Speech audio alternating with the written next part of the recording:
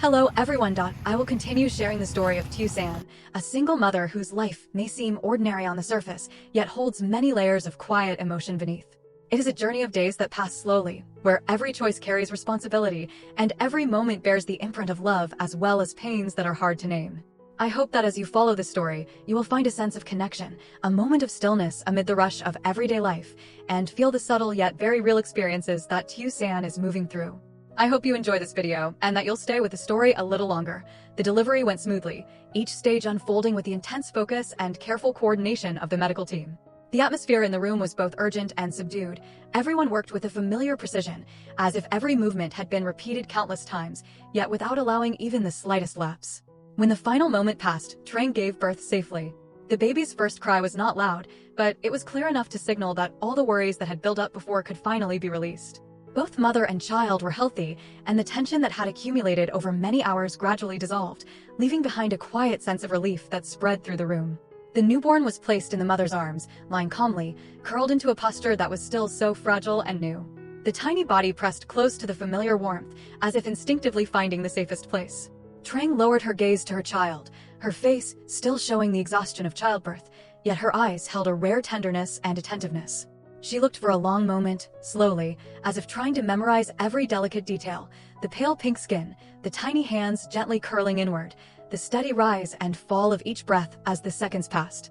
The surrounding space grew quieter, leaving only the breaths of mother and child blending together, forming a moment that was soft and deeply real, one that needed no words or gestures to be understood. But before that joy could fully settle, the storm arrived, swiftly and without warning, as if no one had been given time to prepare.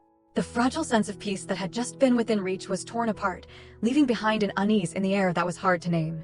What had only moments ago felt warm and gentle suddenly became unsteady, as if standing on a thin boundary between hope and anxiety. No one spoke of it, yet everyone could feel that the calm was no longer intact, and that something heavy was quietly approaching slowly, but inevitably, from the moment she learned that Trang had given birth. Tun's mother maintained a clearly cold and distant attitude. She did not come to visit, nor did she ask after her, deliberately avoiding Trang as if the presence of both her and the child caused discomfort. The silence was neither loud nor confrontational, yet it was enough for anyone to sense a deliberately erected distance, cold and sharp, with no attempt at concealment. To her, the fact that the child did not carry her son's blood was unacceptable. That belief was deeply ingrained and rigid, leaving her unable to look at the baby with compassion or to open her heart in acceptance. In her mind, any feelings that might have accompanied the joy of a new life were overshadowed by a quiet sense of betrayal and hurt. Though never spoken aloud, the rejection was unmistakably present, heavy and chilling, casting a suffocating weight over everything and making the air around Trang feel more oppressive than ever. Although Tone tried to mediate, tried to explain again and again, every word he spoke seemed to fall into a void of hopelessness. He patiently laid things out, gently offering explanations, hoping he could help his mother understand and soften her rigidity even a little. Yet none of it appeared to reach the place she had long kept tightly closed. Standing before him was a prejudice deeply rooted in her thinking, solid and difficult to shake, rendering all his efforts small and powerless. Each conversation ended with nothing but exhaustion and a sense of disappointment. Tone came to realize that the issue was not how much he said, or how carefully he chose his words, but the fact that she was not willing to listen. That prejudice was like an invisible wall, silent yet unyielding, blocking every path toward understanding and gradually turning even the most sincere efforts into something futile. She bluntly declared that the wedding would be called off, her voice firm and cold, leaving no room for negotiation or hesitation. In her mind, the decision was inevitable, a way to completely cut away what she considered a mistake. She demanded that Tone end all ties with Trang, no meetings, no contact, no lingering bonds, as if doing so could erase every trace of the past. She even pressured him to file for divorce immediately, urging him on with harsh and inflexible words. To her, the time they had once lived together seemed to hold no meaning at all, as though it were nothing more than an error that needed to be corrected as quickly as possible. The days they had shared, the closeness and care that had once existed, were dismissed with chilling indifference, leaving the air thick with coldness and suffocation, so heavy that no one could easily draw a breath of relief. Those harsh words cut straight into Tun's heart like cold blades, silent, yet so painful it was almost suffocating. Each sentence, each word carried the weight of denial and coercion, leaving him scarcely any time to brace himself. They pressed in on him little by little, forcing him into a deadlock where every possible choice was painful and offered no clear escape. Tun stood caught between those merciless demands and the turmoil within his own heart, feeling as though he were being pulled in two opposing directions. On one side was his mother, with her unyielding rigidity and deep-seated prejudice. On the other were Trang and the child, the bonds he could not bring himself to abandon. That silent struggle drained him to the point of exhaustion, as every step forward or backward carved deeper wounds within him, wounds that would not easily heal. On one side was his own mother, the woman who had raised him through all those years, bound to his childhood memories and to the hard days made bearable through quiet sacrifice. In Tun's heart, that image could never fade, the hand that had led him through unsteady years, the familiar voice that had followed him through so much of his life. His mother's presence carried with it responsibility, gratitude, and a bond so deep that he had never imagined he would one day have to face it in this way. But on the other side were Trang and the newborn child, too small to understand what was happening, knowing only how to curl into its mother's arms, fragile and in need of protection. It was a life that had just begun, needing a home warm enough, a shelter strong enough to grow up safely. Trang, carrying exhaustion and wounds that had yet to heal, was still trying to stand firm, yet her eyes could not hide the unease as the future grew uncertain. Caught between these two sides, Tun felt trapped, his heart stretched to its limit. Knowing that every choice carried a pain that could not be avoided. Tun's mother was also adamant in refusing to allow him to bring Trang home to be cared for during her postpartum period. She stated this decision coldly and decisively, without the slightest hesitation, as if any possibility of compromise had been ruled out from the start. In her mind, Trang's presence in that house, especially at such a sensitive time, was entirely unacceptable. She feared the gossip of others, the scrutinizing looks and whispered conversations behind her back. She feared the stigma of raising someone else's child, fearing that even a single rumor could damage the image she had worked so hard to preserve. Above all, she worried about the family's reputation, which she regarded as an inviolable boundary. These fears piled one upon another, hardening her further and sealing her off, regardless of the quiet wounds her decision was inflicting on everyone else, lying in the hospital room, her body still weak after childbirth. The lingering waves of exhaustion not yet faded, Trang's spirit had yet to fully recover as well. When she heard the news, she said nothing, only turned her face away, letting her tears fall silently onto the pillow. There were no choked sobs, no words of resentment, just a prolonged, heavy silence, as if every emotion had been pressed inward and held there. Trang did not blame anyone, nor did she ask why things had turned out this way. In that moment, she felt only a deep sense of hurt, a sadness that crept through her body, dull and bitter. Her fate appeared before her like a rough, uneven road, where joys that had barely been within reach were quickly taken away. She closed her eyes, holding her pain gently, allowing the tears to continue falling in silence, as if it were the only way she knew to soothe herself. Tone stood in the hospital corridor, quietly leaning against the cold wall, his gaze fixed on the clear glass window. Through it, he could see Trang holding their child in her arms, her frame thinner after childbirth, her arms wrapped tightly around the baby as if afraid that loosening her grip even slightly would make everything disappear. The image was vivid and close, yet at the same time unbearably distant, so much so that he did not know how to step inside. His heart felt unbearably heavy, a crushing weight that nearly stole his breath. For the first time in his life, he felt utterly powerless, powerless in the face of unshakable prejudice, powerless before the pain of the woman he loved, and powerless in his own role, unable to offer them complete protection. He stood there for a long while, not daring to touch the door, letting the emptiness spread slowly through his chest, heavy and silent, like a reminder that there are moments when, no matter how hard one tries, fate remains beyond one's control. He understood that if he obeyed his mother, he would lose everything, not only Trang and the child who needed him more than ever, but also the very values he had once believed in and cherished. That choice appeared with brutal clarity, like a path that would force him to sever with his own hands the most vital part of his life. Just the thought of walking away filled him with a disturbing emptiness, as if something irreparable would be lost forever. Yet if he resisted, he also knew he would face fierce opposition, harsh criticism, and relentless pressure from his own family. The prospect of being turned away, labeled unfilial, and pushed out of the familiar embrace he had always known no longer felt distant. Both paths before him were lined with thorns, neither leading to peace. Tone stood caught between them, feeling trapped in a long, suffocating pause, where every decision carried a cost too heavy to be easily borne. In that moment, Tone suddenly realized that the choice before him was not merely one that would determine the fate of a marriage. It was no longer just a private matter between him and his mother, or between him and the family obligations that had existed for so many years. This decision carried a far greater weight, so heavy that he could no longer avoid it or delay it even once more.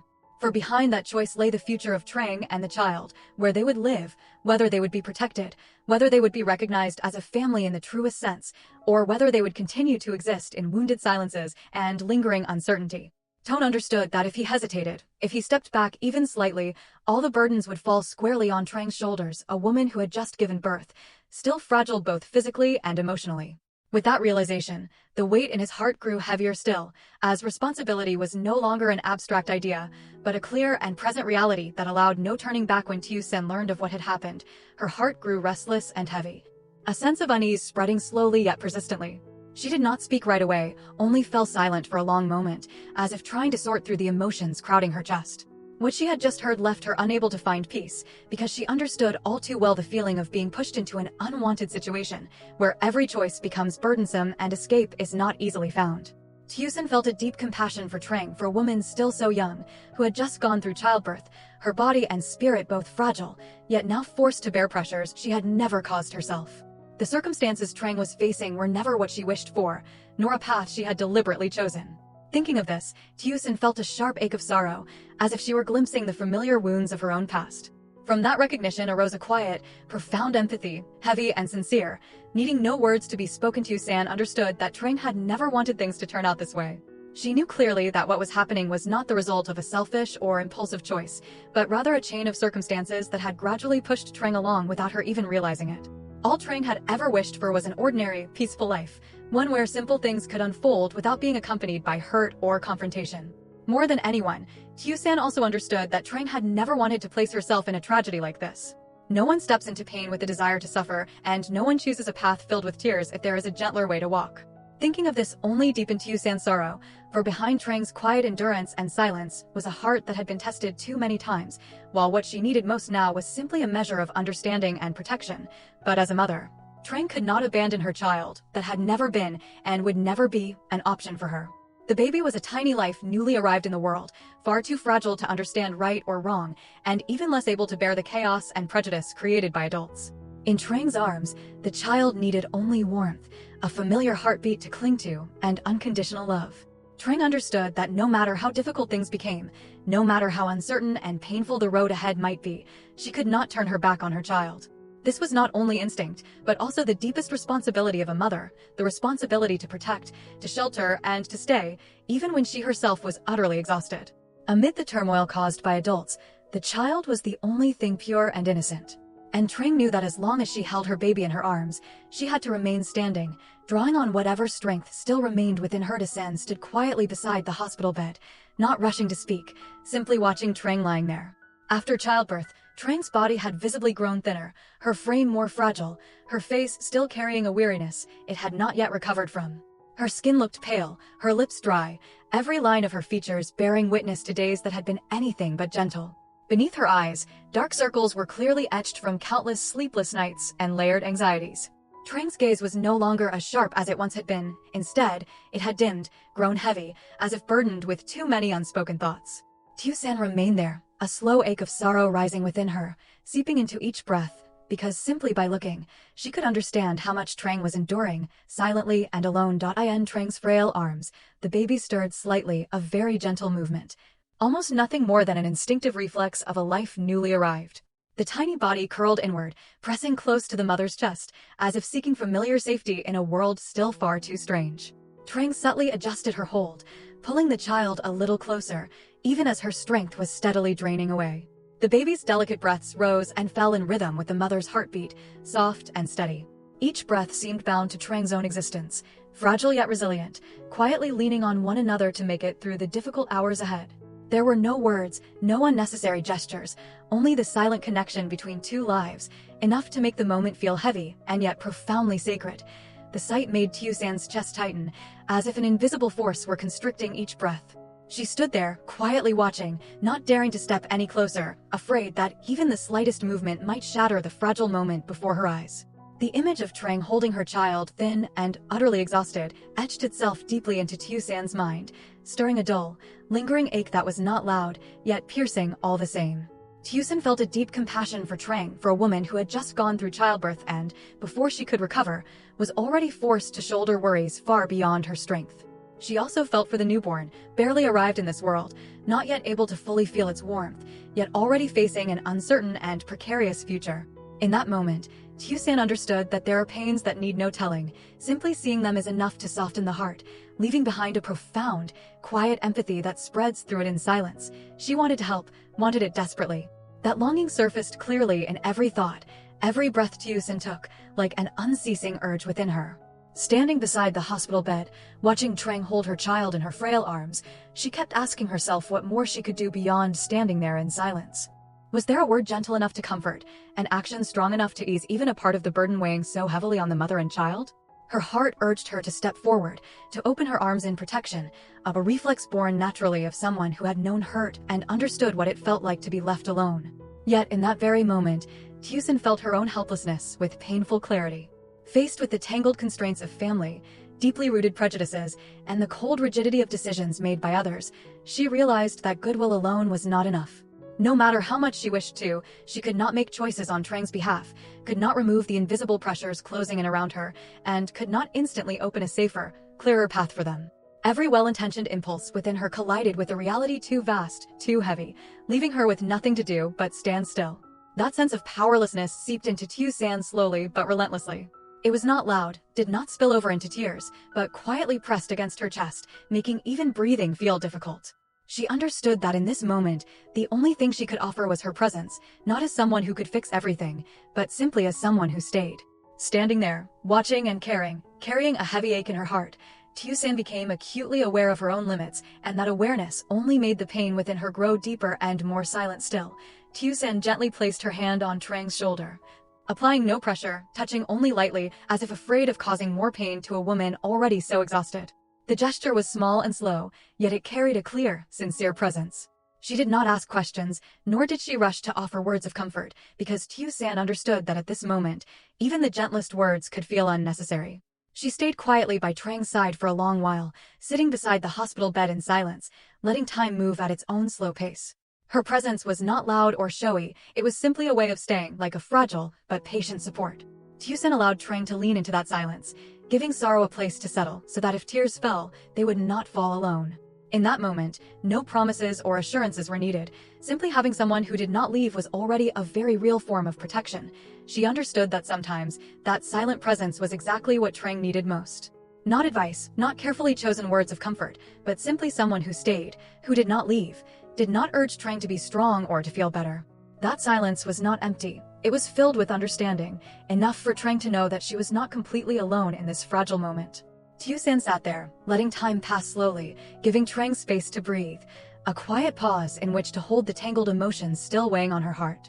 She knew there were pains that could not be soothed by words, only shared through a steady, patient presence.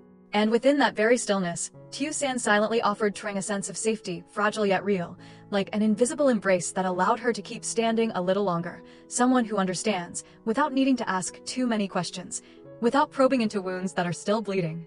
Simply by looking, simply by being there, it is enough to know that Trang is carrying burdens far beyond what someone who has just given birth should have to bear. That understanding is not loud, does not need to prove itself. It exists quietly, like an undercurrent, gentle yet enduring. No judgment, no weighing of right and wrong, no measuring of choices, no demand that Trang explain or justify her circumstances. In front of Tusan, Trang does not need to be stronger, nor does she need to hide her vulnerability.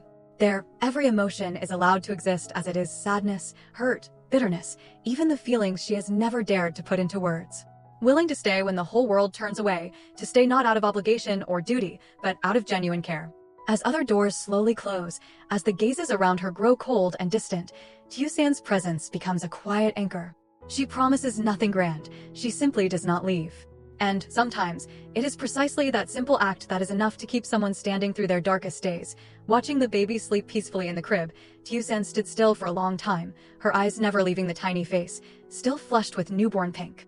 The breathing was steady and so soft that one had to pay close attention to notice it, as if a single loud sound might shatter that fragile calm.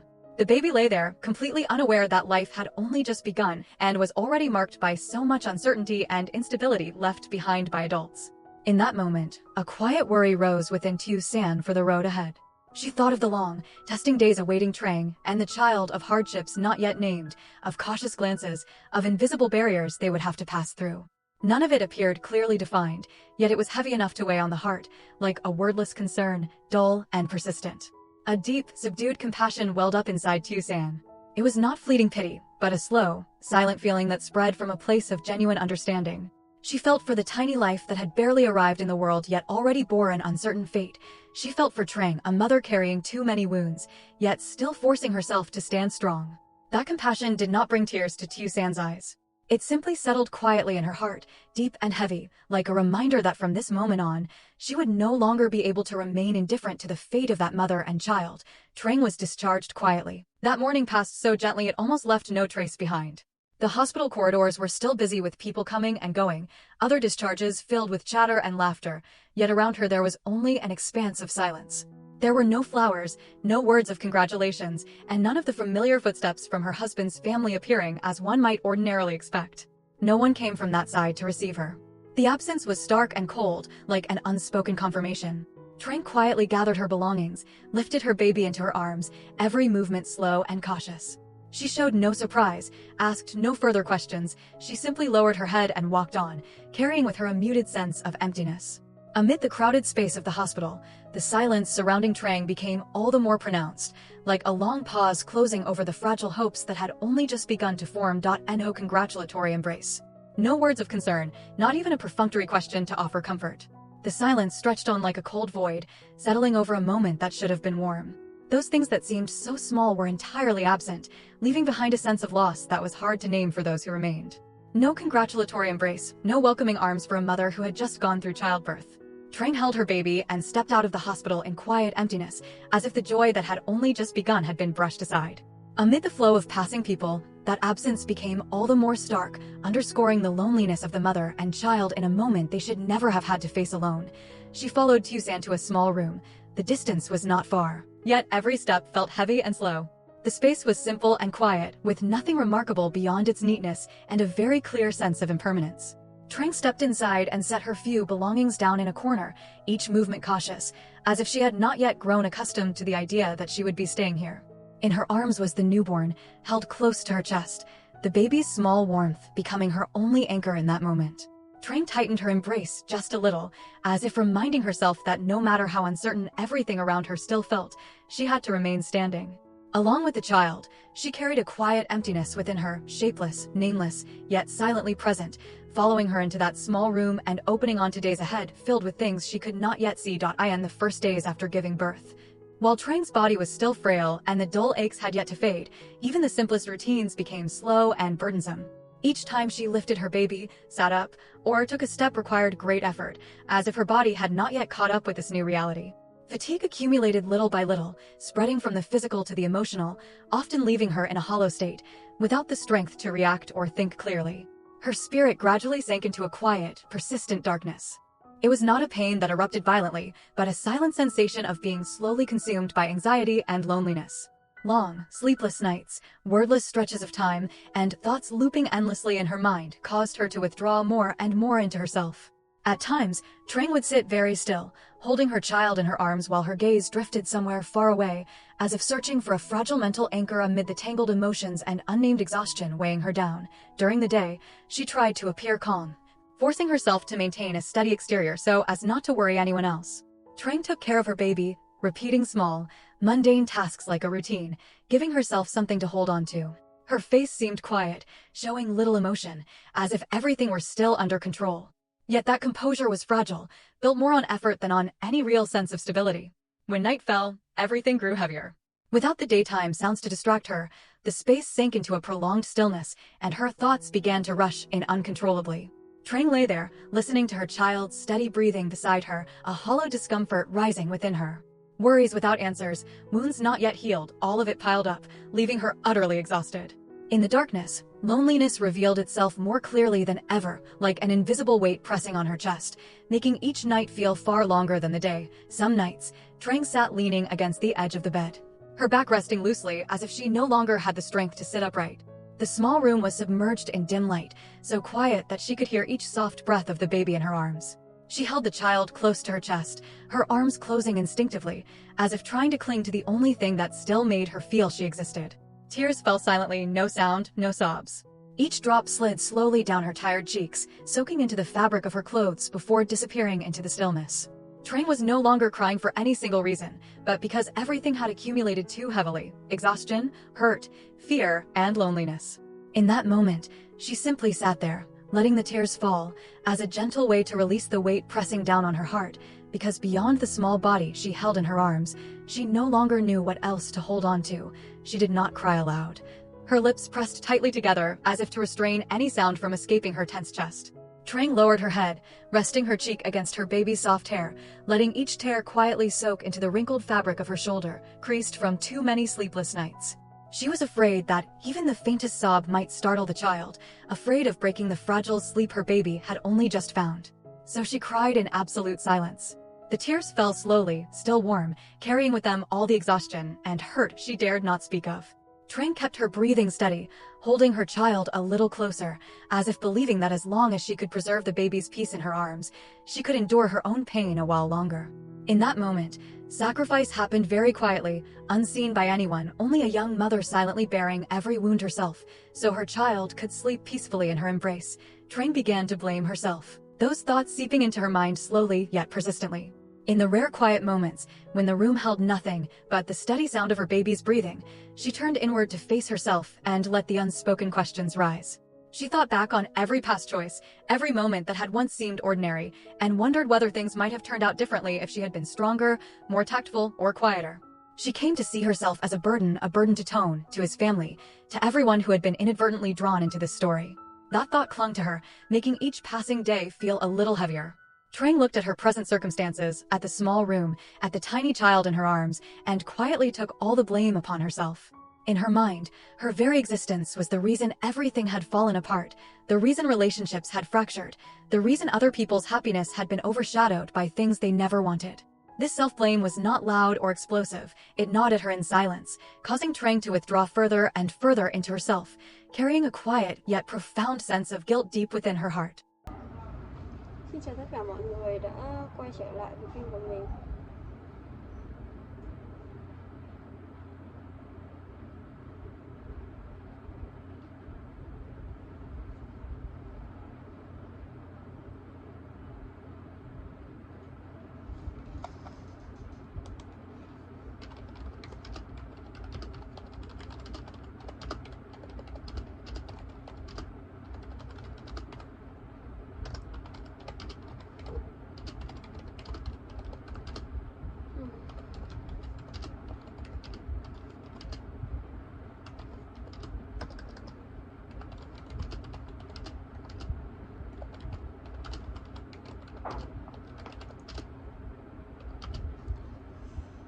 Tôi suy nghĩ là không biết nên làm nội dung gì đây mọi người ơi.